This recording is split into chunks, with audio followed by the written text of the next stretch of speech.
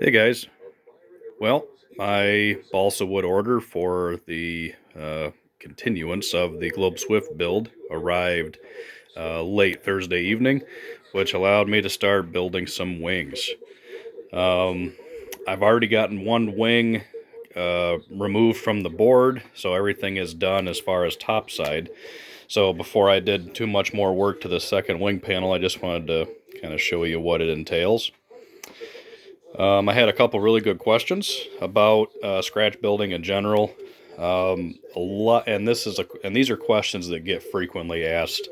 One is, where do you get balsa wood? Well, if you just need, some little odds and ends like this, or oh, somebody wanted something, huh? Or hardwood sticks that aren't too long. You can go to your local Hobby Lobby or craft store, and they usually have a pretty decent selection. Usually Midwest balsa, good stuff. And quite frankly, it's been relatively reasonably priced, especially at my local Hobby Lobby. Big sheets of plywood, like, is extremely well priced. So kind of surprising, to be honest with you.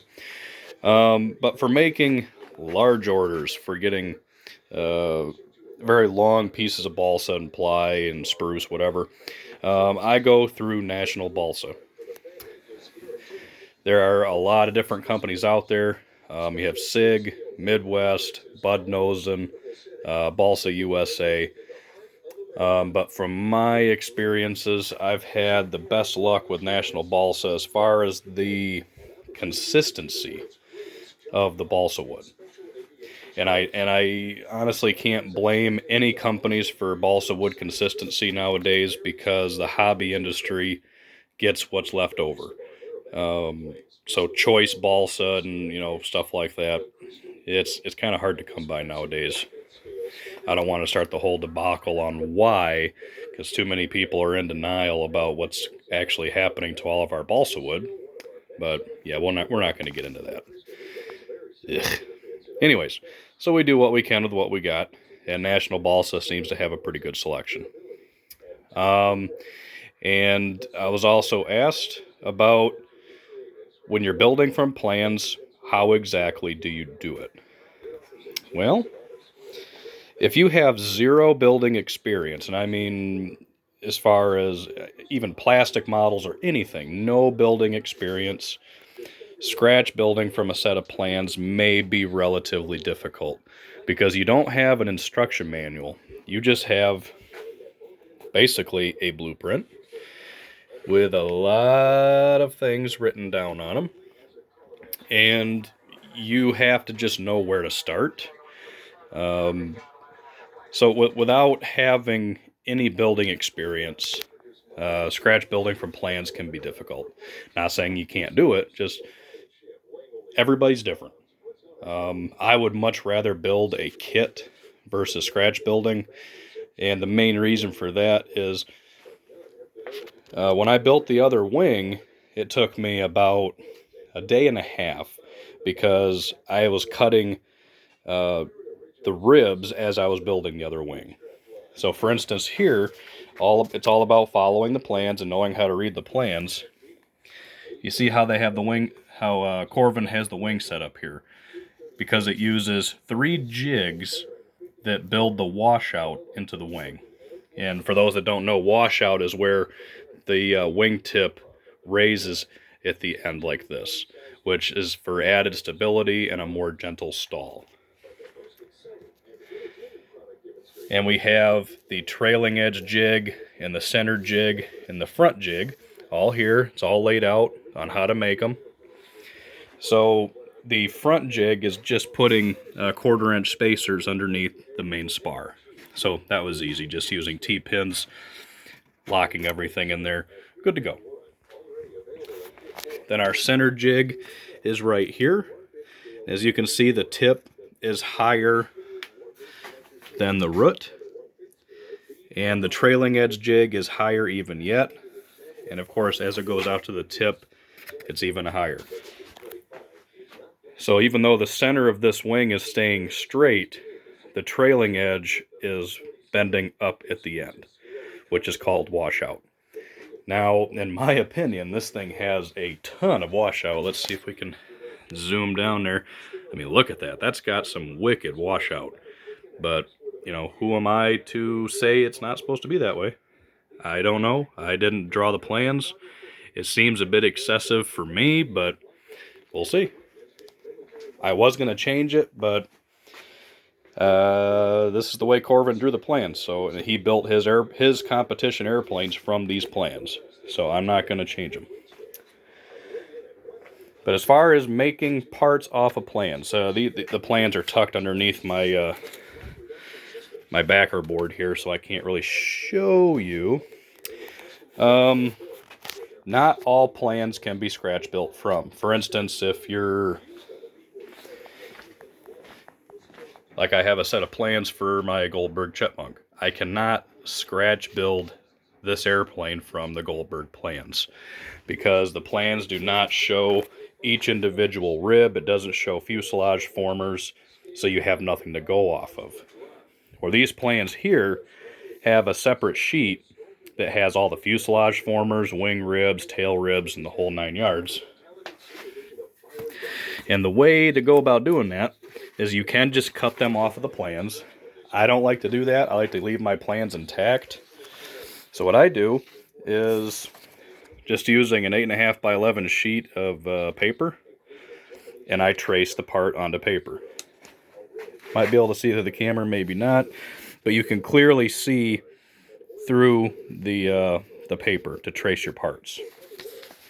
So these are the sub ribs that are going to be going in here for the retractable gear. I haven't made them yet.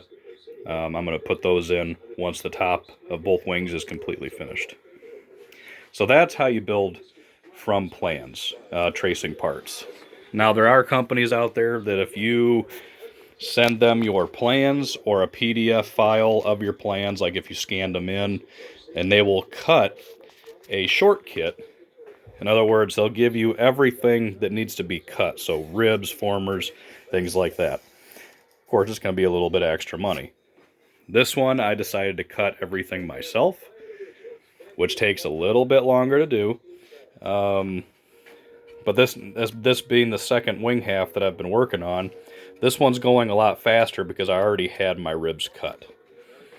As you can see, it's a very interesting design because it's a very strong wing. And once again, going back to how difficult scratch building can be, I really had to study these plans for a while before I understood the construction. Because it builds by using these jigs, of course spacers, then a jig, then a jig. But the ribs have to be cut to compensate for the rear balsa spar. So I'm sitting here going, well, how do I build this wing on a jig if I'm cutting my ribs in half? It took me a while. Then finally it just kind of clicked. And you can see how they sit on the jigs there. And once you kind of start into it, it just starts making sense. Of course, I am making some changes. My aileron location is not going to be scale. I'm running it right next to rib W7, and I'm not adding flaps. This is a sport model. This is not for competition or anything like that. So flaps are not necessary. And this is going to be really light. This will be lighter than Corvin's competition planes because his were glassed and then painted with auto paints, so a little bit heavier. So you can see the pieces for my ailerons that I have not added yet because I wanted to kind of show you what this looks like before I get too involved in it. Another thing, since we're in this stage, sheeting. I am the laziest person when it comes to sheeting. I hate waiting. I hate messing with pins. I hate that stuff. I am not patient. So, somebody just sent me a message. Okay. So, for instance, sheeting the leading edge here. How do I do it? First, I get a piece that is, roughly the right length. Then I tuck it into my leading edge stock that I already glued on there, and that sticks up just slightly higher than the ribs. This is also differing from the plans. This is how I like to do it. So by laying it in there, and I use the Zap Slow Cure Thick CA, and I do it a spot at a time. I'll put a little bit on there, wipe it with my fingers so it fills in everything, hit it with some accelerator, and move all the way down. I like to use Slow Cure for this because it doesn't get all white and crunchy like your mediums and thin CAs. And what that does is that now secures it to the leading edge of the wing. So we're good to go there. And now, because it's completely secured up here, I use the Gorilla Wood Glue or Tight Bond 3. Those are the only two wood glues I use just because they dry rather quick. So I'll be putting this into just a small little epoxy mixing cup. Then using a brush, I will paint the glue onto each rib. Because this is like a little flap door right now. Then once each rib has glue, starting in the center, I'll just fold the sheeting down over the wing, and using thin CA, I'll tack it along these areas here until I eventually get the whole thing. So now the sheeting is literally in place. And just to make sure that I'm getting good contact on each rib, I make my own sandbags. Just line a bunch of them on there, and that will help make sure the sheeting is stuck to each individual rib. Now these sandbags are very, very simple, stupid. Go to your local hardware store, get a 50-pound bag of sand for a whopping $3, and steal some of your wife's Ziploc sandwich bags when she's not looking. And you have some pretty heavy and cheap sandbags. They definitely come in handy. And this type of glue here, it only takes maybe a half hour, 45 minutes to be completely dry and set up. So while those are all lined up here, I'll go ahead and start building up this aileron, and I can sheet the trailing edge and so forth. So, sheeting made easy. And for smaller areas, like let's say when I'm going to be sheeting the center section here, I will be sheeting out to here, but let's say it's going out to here. For areas like this, I can literally just use the Slow Zap, get my sheeting cut to just the way I want it, so it's going to fit in there perfect. Put the Slow Zap on there, set this in place, and just press down, because it's a relatively small and flat area. I don't need to use wood glue, I don't need to use sandbags. I can just put the sheeting down and it'll dry quick and easy. Like I said, I really don't like, just doing the whole thing with wood glue and sticking 10 million pins in there.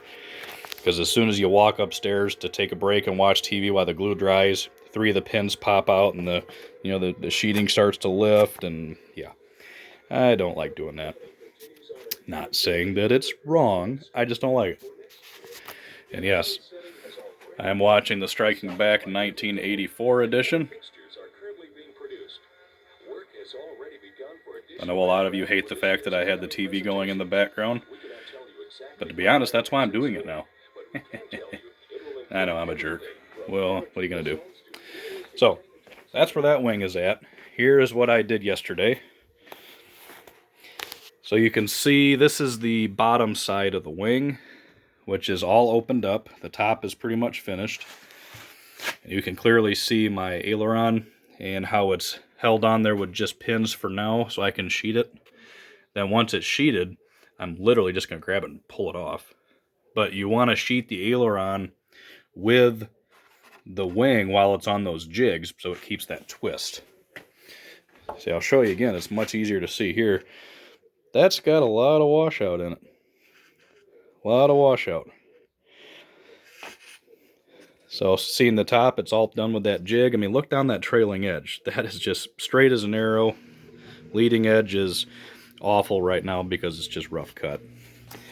But another thing with scratch building, you can see there's one rib right there. Then when you sight down, it just looks flatter than the rest of them, like it lost its airfoil. So I'm going to have to go back and pay some attention to that. Chances are it was because when I cut the rib out, I sanded too much of it or something along those lines. That's another downside to scratch building. If your cuts and your sanding isn't perfect to the plans, obviously your parts are not going to fit. So, yeah. Now, as soon as I get the other wing to this point, and this is crucial, leaving one side top or bottom depending on how it builds to the plans. This one builds to the plans upright, so that's why the top is sheeted. So right now the sheeting is holding this wing with the washout. So when I sheet the other side, when I set this on my bench, I need to make my own jig to hold that shape in place, or else I could very easily warp this shape when sheeting the bottom side. But anyways, yeah, so you don't want to do that. But now that we're here, I have to put in the hard points for my hinging, put in a hard block for my control horn. I need to drill through the ribs for my aileron servo wires. I need to put in my pegs, my dowels to hold the wing to the fuselage, the balsa blocks to use as hard points for when I bolt the wing on. This all has to be done before I can skin the bottom. Which rib is it? I think it's this rib right here is going to be cut flush right here. This is going to be punched out. This is where those two plywood sub ribs are going for the retracts. So, yeah. I just like to keep both wings relatively equal to each other and as I'm working on it. In other words, I don't want to get this one completely done and then start that one. There's no motivation there. That just feels awful. Like you get this one completely done, you're feeling good, and then you go, I got to do another one. So yeah, we don't want to do that. Try to keep them pretty much in the same phase of construction. Now I did, however, completely finish the tail section, and I mean that's even including the way the striping looks on the rudder. And this thing turned out magnificent. Got a lot of people comment saying I use the word perfect too often. So I'm going to try magnificent. How about that? As you can see, using really good templates and a lot of patience, and believe it or not, lots of pieces of covering. Covering areas like this is no big deal. And look how nice that turned out. Oh. And in the last video I showed you how I do a perfectly straight line all the way around when you have a color transition. And that just turned out beautiful. Very, very happy with the covering so far. Love monocoat. Alright. And I've been doing some work up here for the window glass. This is going to be interesting. We'll get back to that some other time. I already attempted to make one windscreen that did not go good because I was using a plastic that's more for vacuum forming, so it's stiffer. This stuff here, this is 0.40, which is what's written on the plans to use for the windshield. But look how flexible this is. It is so nice and flexible. This comes from SIG. So if you want to... Oh, damn. Ever since I quit smoking, I can't breathe. Figure that shit out. So when you need to make your own windows or form windows or windscreens and you need it to be a flexible material, the SIG plastic is awesome. So I ordered some of that. We're good to go there. So yeah, I was hoping to have my retracts already, but there was a debacle with Robart that I'm trying to figure out. So, yeah, I don't know. Yeah, there's a problem, but there's not a problem. We're just trying to figure it out. Kind of a technology miscommunication, if you will. So, not blaming anybody. It's just unfortunate that it means I have to wait a while. But whatever. Whatever. So that's where we're at. Anybody has any questions, keep them coming. I try to answer them to my best abilities. So, yeah, that's where we're at. All right, this video is kind of dragging on, so I'm going to go ahead and call it quits here. By the end of the day today, this wing... Another message. Okay. This wing will be identical to the other wing. Like I said, at that point, then I can start going in and adding the wood blocks for the mounting holes, the dowels for the mounts, or to mount it to the fuselage, the sub ribs for the landing gear, all that good stuff. So there we have it. All right. Ooh. Does that look familiar? Looks just like mine, doesn't it? Yes, we're going to watch this for a second, whether you like it or not. Look at that. This is Striking Back 85. Canopy Super Epoxy. Yes. What's it powered with? It's powered with a Quadra 35. Quadra 35. That's what was in mine. Yeah, yeah. See? Yeah. Heck yeah. All right. Getting sidetracked here. I'm going to shut this thing off because I want to continue watching that. Could you imagine being able to fly there? I mean, flying your own airplane with the Striking Back set in the background. Ugh. Why do I have to be so damn young? Wish I could have been there to fly. Ugh. All right. All right, I'm going to get back to this. Later.